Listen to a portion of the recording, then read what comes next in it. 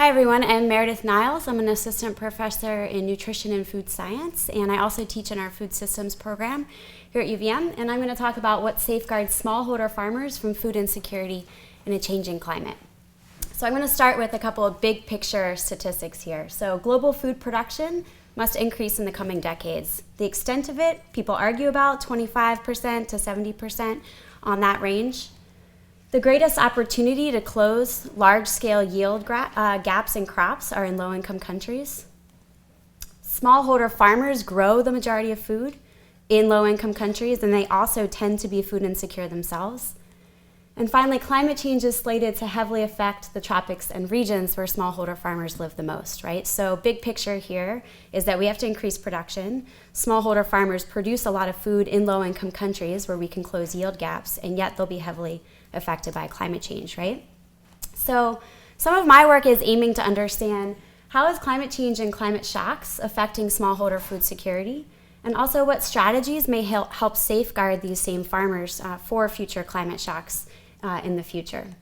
And I'm going to give you a snapshot of three particular pieces of work that I'm working on to demonstrate this: climate shocks, rainfall variability, and networks and social capital, only because I knew Asim was going to be here. Okay, so this data is all from the Climate Change Agriculture and Food Security Program. Several of you in the room also work on that data set. And they've done a number of different surveys over the past several years. They've done a baseline survey of smallholder farmers across many of these different regions. They've also done village-level surveys, and they've done an organizational survey of all the organizations that work in a given place where these smallholder farmers are.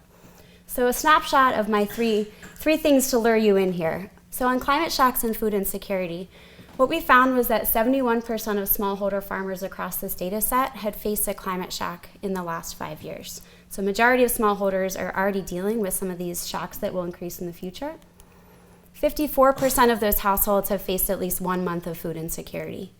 And then furthermore, looking at the relationship of those things, we found that those who faced a climate shock were 1.7 times as likely to be food insecure.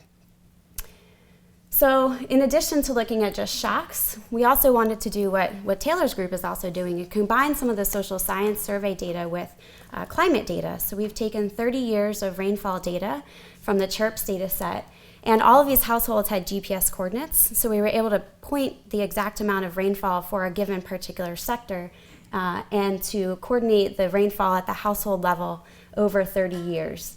And what we were able to do then was to divide these households into drier than average households in the year prior to the survey, or wetter than average households in the year prior to the survey.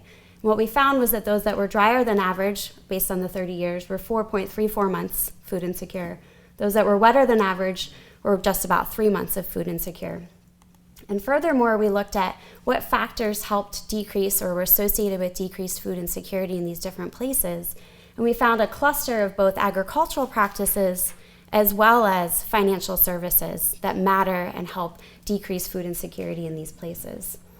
And then finally, on the social networks piece, so all of these places, we mapped the organizations of those given 15 countries that we're working in. And what we found was that the way that people and organizations work together in these places is hugely variable. So you can see here up in the top that none of them are working together on issues around climate change, and down in the bottom in Ethiopia, they're all tightly connected. And so we found these varying network structures. What's really interesting is that's correlated with how the farmers living in those communities actually participate in groups and community social capital themselves. So household membership in groups was highly correlated with these more densely connected networks, and households that participated in those kinds of community groups were more likely to be food secure. So that's a snapshot of some of my work if you're interested to come talk to me. And these are all the many people that I want to thank. And thanks for your time.